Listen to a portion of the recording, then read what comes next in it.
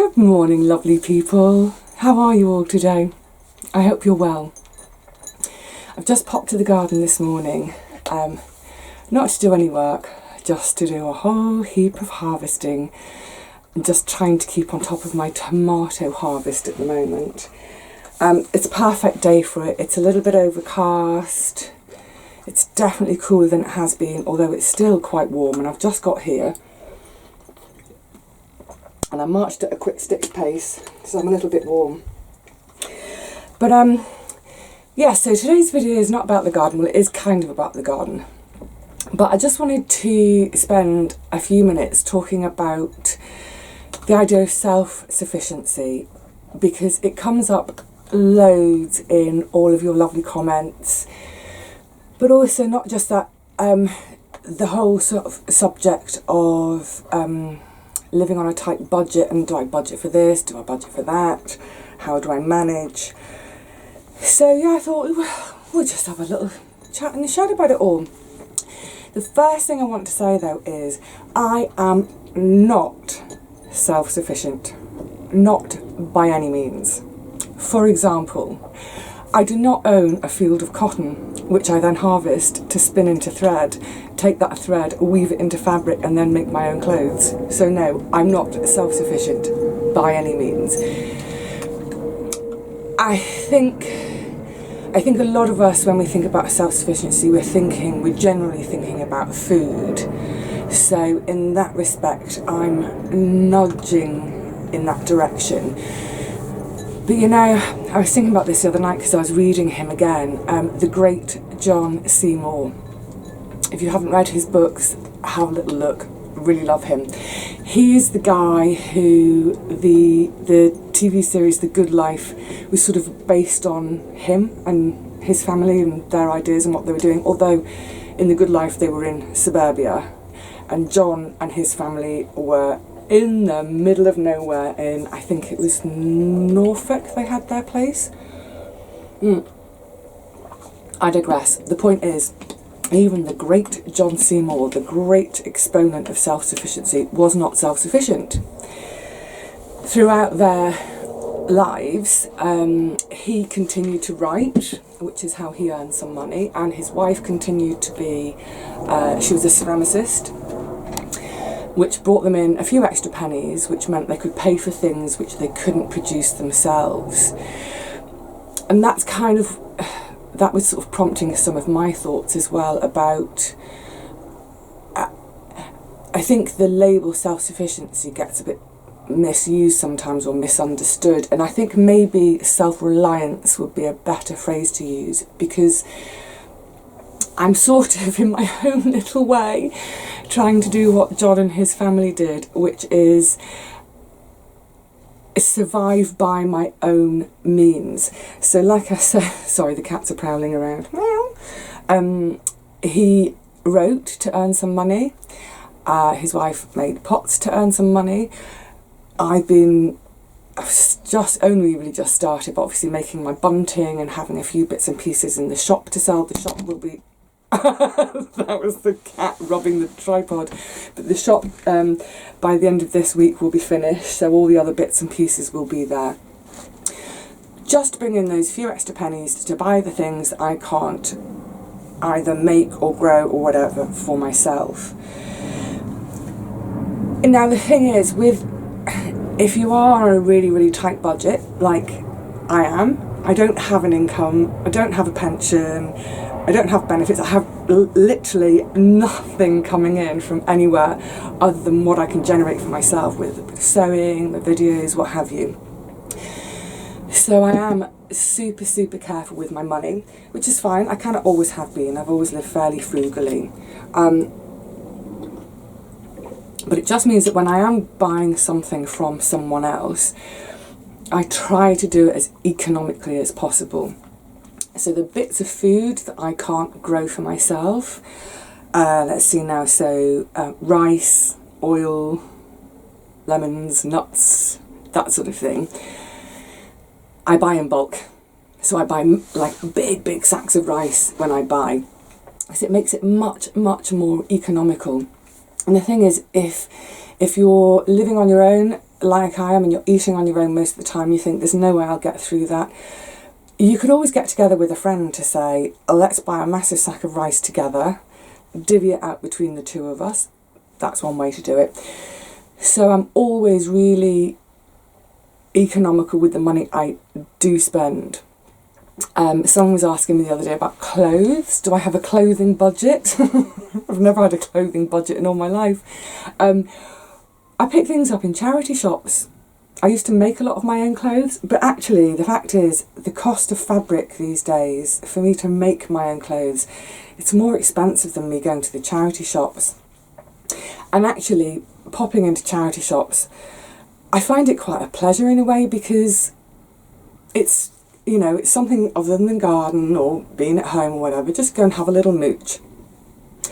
I don't think you can ever go with a set idea of thinking, I want X, Y and Z, because the chances of finding it aren't.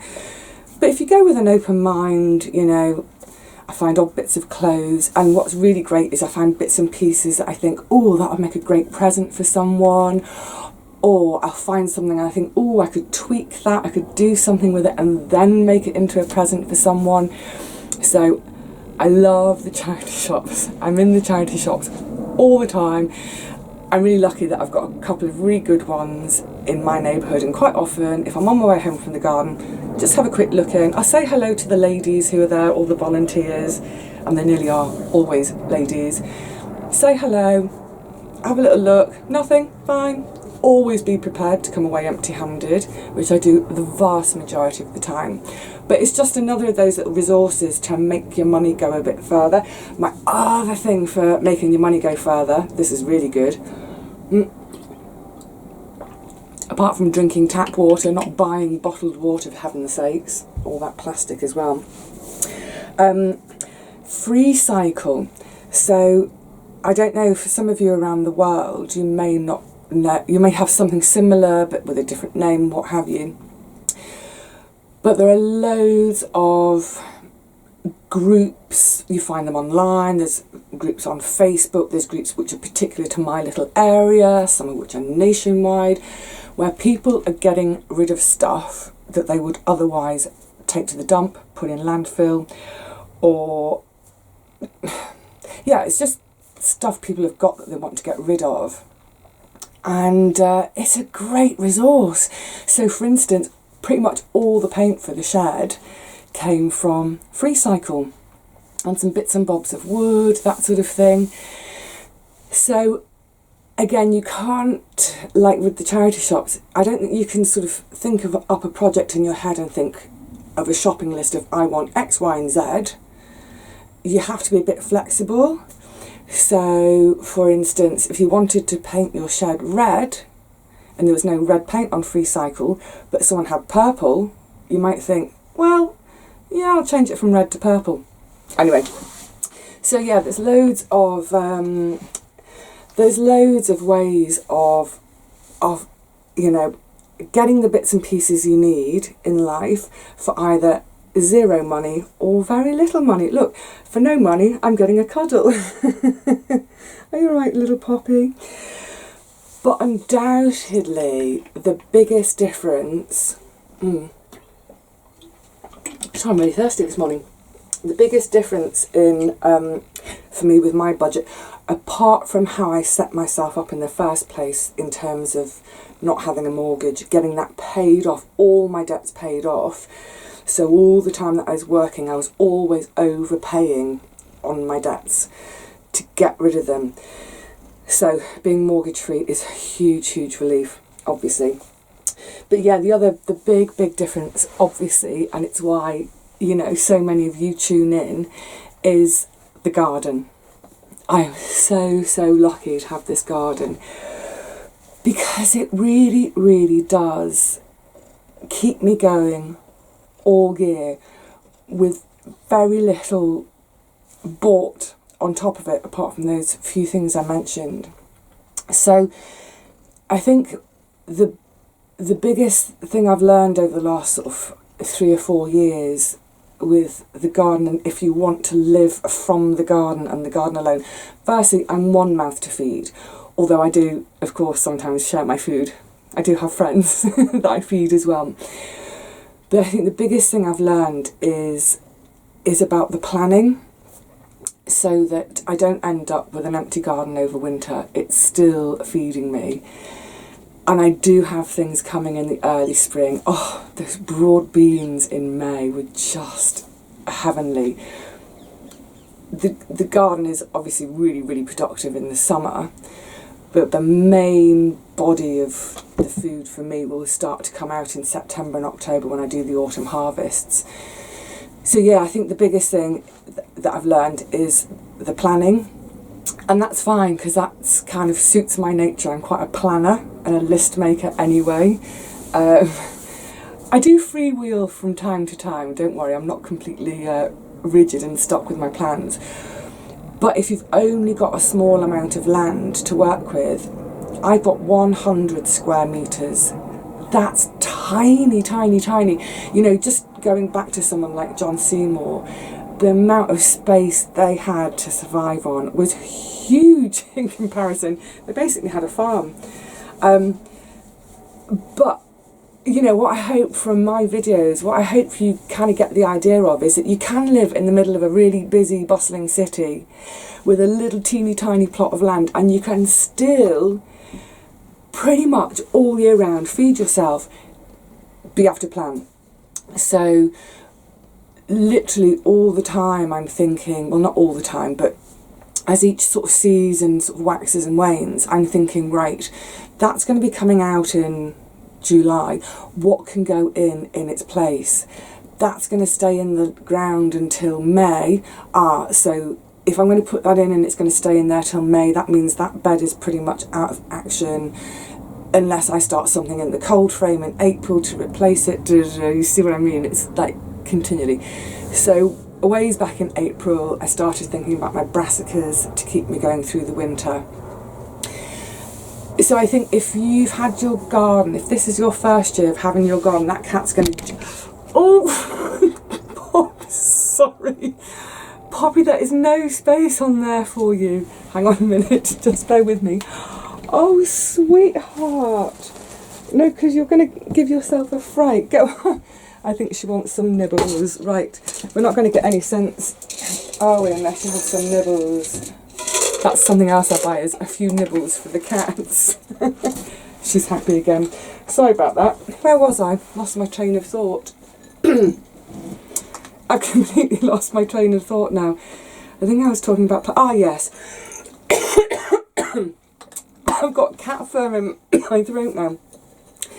If this has been your first year of having the garden, you'll be kind of seeing how it's gone this year, how the season's changed, and you may be getting to a stage now where you think, oh, I'm taking things out and the garden's starting to look a bit bare. So that's the great thing about gardening, is we can learn every single year. The garden teaches us all the time. Keep some notes, that's really useful and helpful too. Go back to your books if you're using books to help you to plan things. But for example, right now, you can start to think that in about 8 weeks' time, about the middle of October, you can sow some broad beans. Now, if you sow broad beans in the autumn, like I do, what's great about that is that's generally going to be space that's not used up over the winter by anything else. So pop some broad beans in, and then, because they've had all the autumn and the early spring to grow, you should get a nice early harvest from them, which means you can have your broad beans out by the end of May and get something else in to grow for the summer, as opposed to having a spring sown broad bean which you may not be harvesting until June, July, even into the beginning of August. So yeah, that's my big tip for getting the most out of your space. Planning. Plan to not have empty space. Although obviously we want sometimes to have a bit of fallow in order to feed our soil. You see, that's another thing. We struggle in London to get anything for free in terms of to condition the soil. But we're in the process of, I shan't say too much, but we are trying to source some horse muck. yay! And if that's going to happen, brilliant, I can get some horse muck onto my beds. And it will be free, and it will be delivered for free, which is the main thing. Now, the other thing, in terms of self-sufficiency, it's really the wrong word, self-reliance, I also give quite a lot of thought to how things will store. So when I plan the garden, I want to maximise that space. I want to get the most into the space that I possibly can in order to get the most veggies out. But then how am I going to store them? So last year I ended up buying a second freezer because I had so much stuff. But a lot of what I grow specifically because it can be stored dry. So whether it's onions, they're still above my head, all the squash, beans. It's not been a great year for beans this year, but never mind. But I can grow masses and masses of beans normally, store them dry, not too much space, not relying on electricity. And also, it means that I can stash them anywhere in my home. So I can have bags of beans hidden in the back of my wardrobe, bottles of beans under the bed, that sort of thing. Thinking about things like tomatoes, I can bottle them rather than freeze them. So if you're wanting to, like I say, be more self-reliant from the garden, just think about not just about the veg you're growing what you like to eat, but about how you're going to store it longer term. You know, there's a lot of us who live in small flats in big cities where we just don't have much space. We don't have the luxury of, say, a garage or an outhouse or a shed in the garden, that sort of thing. So if you're going to be having half of your garden coming home into your little teeny tiny flat, you need to think about where to put it.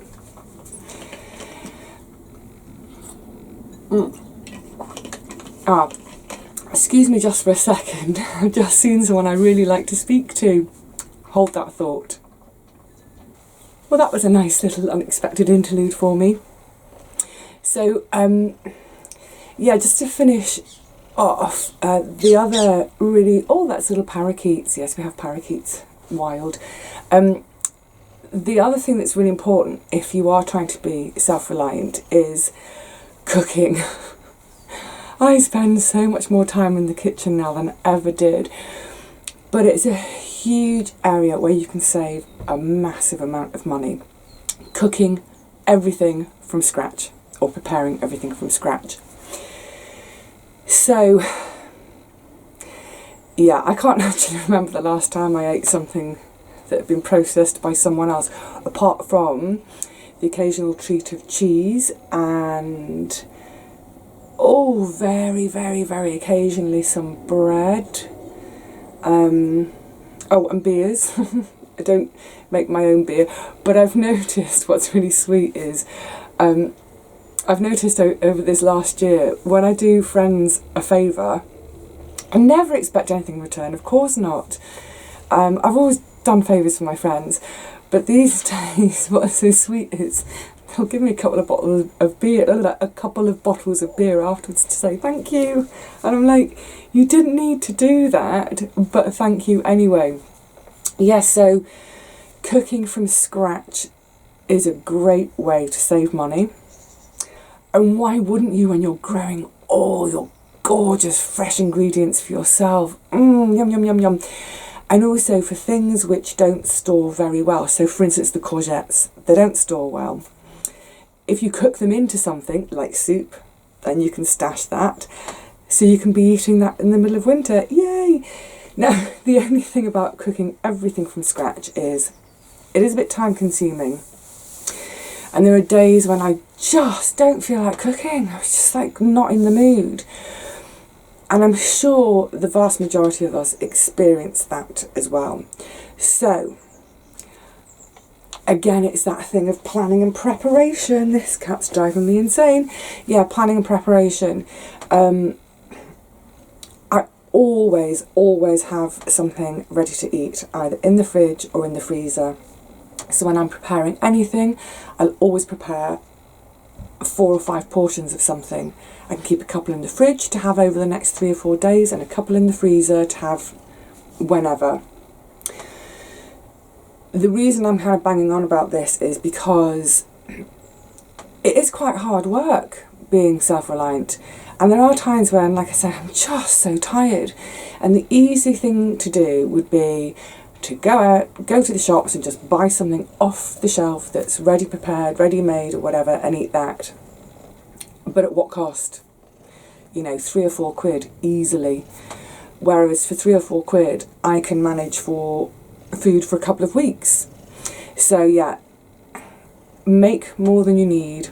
Always have a little stash of something ready-made that you've made somewhere, so that for those days when you're feeling really tired or grotty or even a bit poorly, so like for instance after I'd had my op, I made loads of stuff beforehand so that there's no temptation to just say, oh stuff it, I'm going to go to the shops or go to a restaurant, can't imagine that, or even, you know, buying a takeaway meal or whatever, because suddenly, boom, you'll blow your week's budget in one meal, which is crazy, isn't it? So yeah, it's like I said, it's kind of hard work. Takes a little bit of planning, takes a bit of, you know, forethought, but my goodness, how rewarding. I think the biggest thing I can say over this last, how long are we now, 15 months without a wage, 15 months without a wage, I find life now more fulfilling than ever.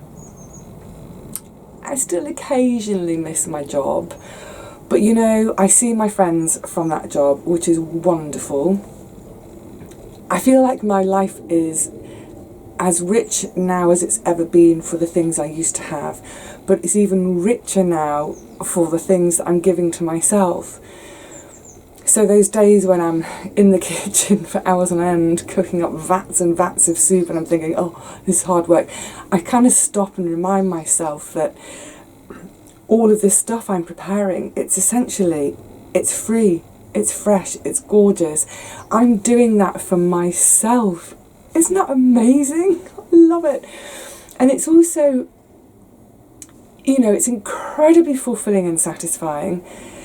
I find it incredibly enriching.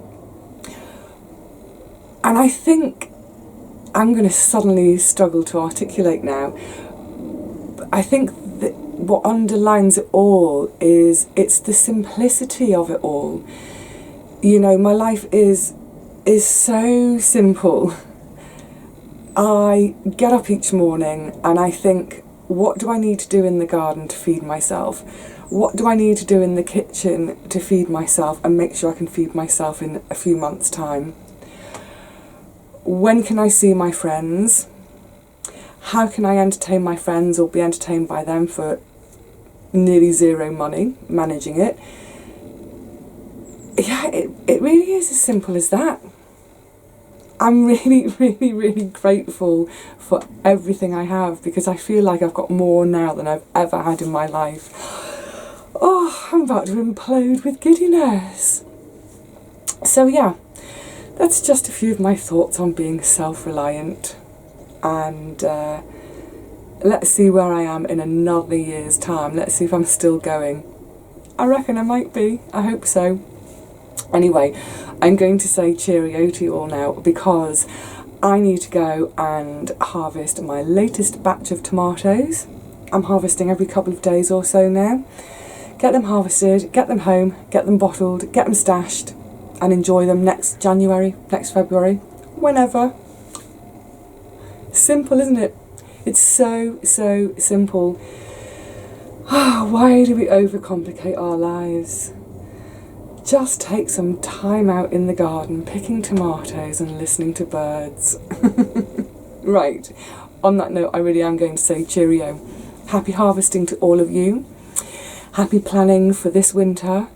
Happy planning for all of next year, because I'm sure we're all already kind of ticking that over in our minds.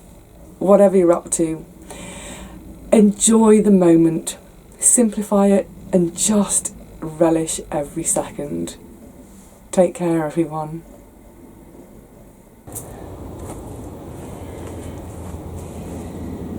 Oh, lovely, lovely, lovely.